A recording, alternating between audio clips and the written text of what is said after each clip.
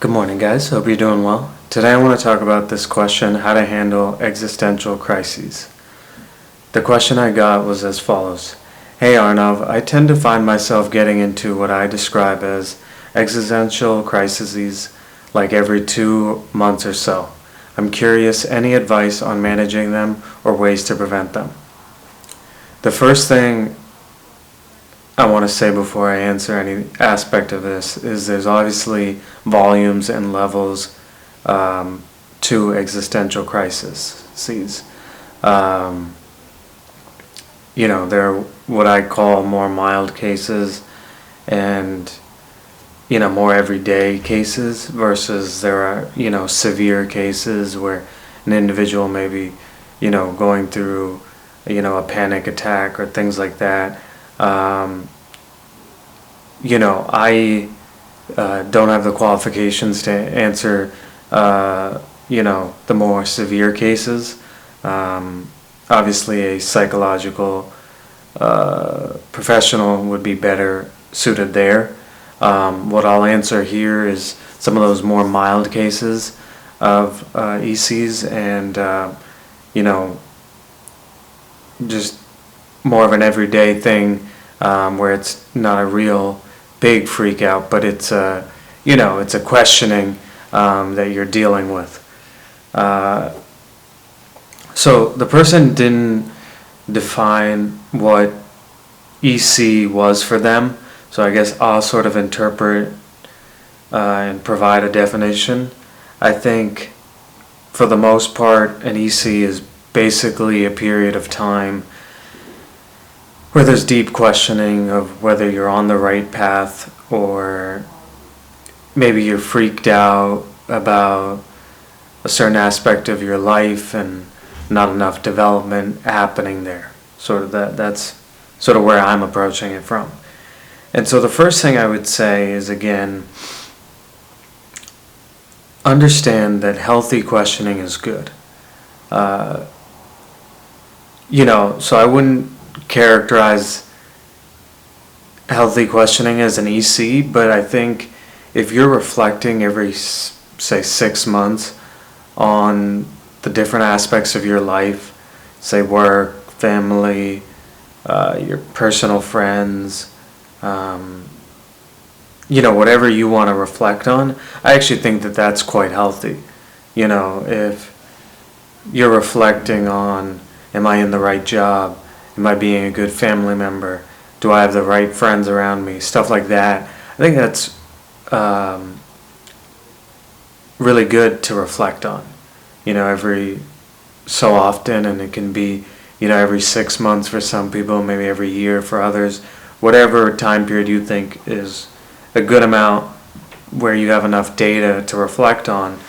I say that questioning is good because it should either make you double down and say yes and be confident in the way things are going, or it should say, no, I think I need a change.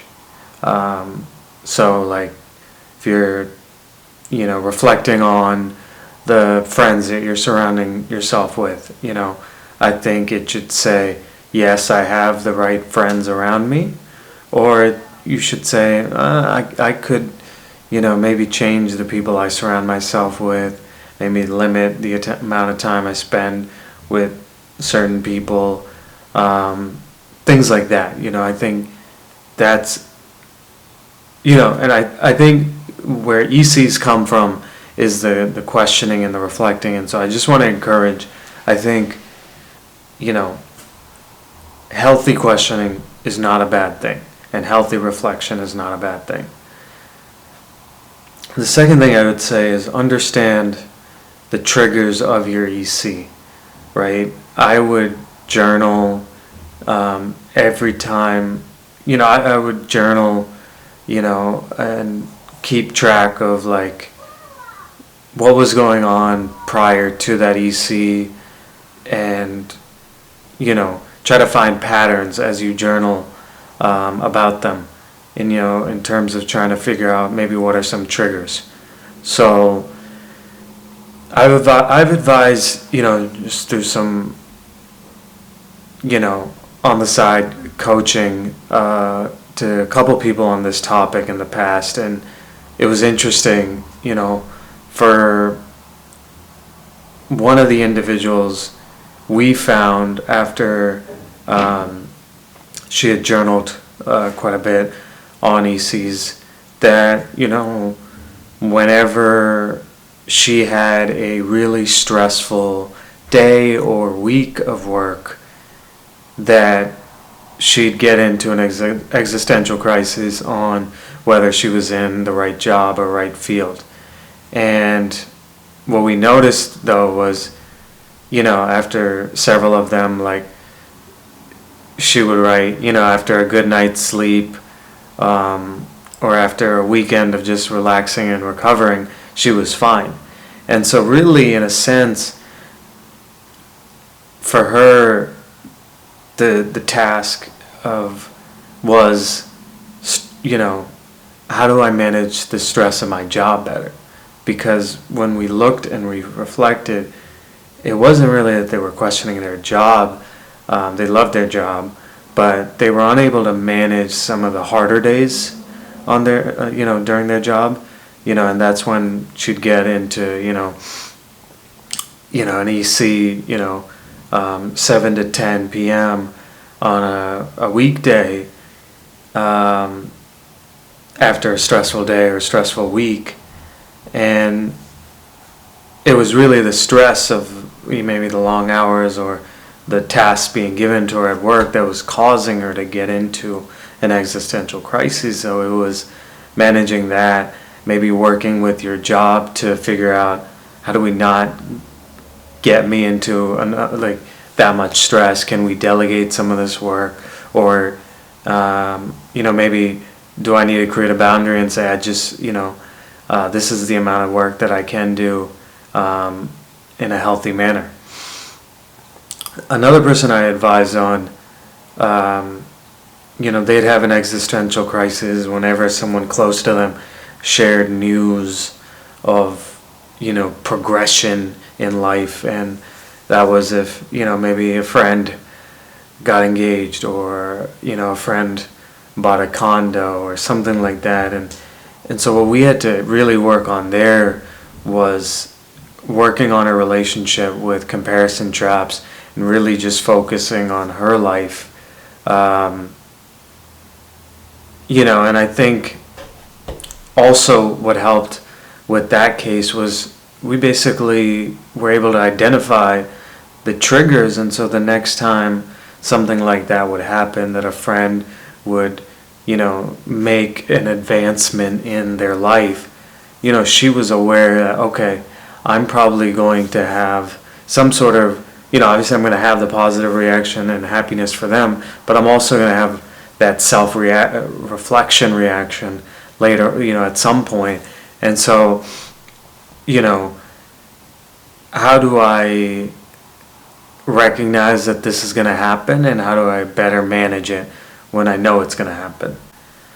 And the third thing that I would say is, what are the stress relievers for you in life? I think the first two pieces of advice that I gave are more about prevention and handling. I think when you're in it, obviously it's quite tough because your brain is in some sort of, flight or fight mode, is in some sort of, high stress mode when you're in an EC, and you won't necessarily be thinking rationally. So I think coming up with a list of things that are stress relieving when you're in that state can be very helpful. And so that, you might have to try certain things out, but that might be going on a walk outside, going, just getting out of your apartment, going to the grocery store, watching a movie, watching a favorite TV show, calling a best friend or a family member, figuring out a way to kind of get your brain out of that somewhat of a panic state and into a more relaxed state of just trying to remember there were other things going on, and to focus on maybe more positive things, That's a big key, in my opinion. So these are my 3 pieces of advice. Let me know if there's any aspect you feel like I didn't answer. But yeah, hope you guys are doing well. Thanks, guys.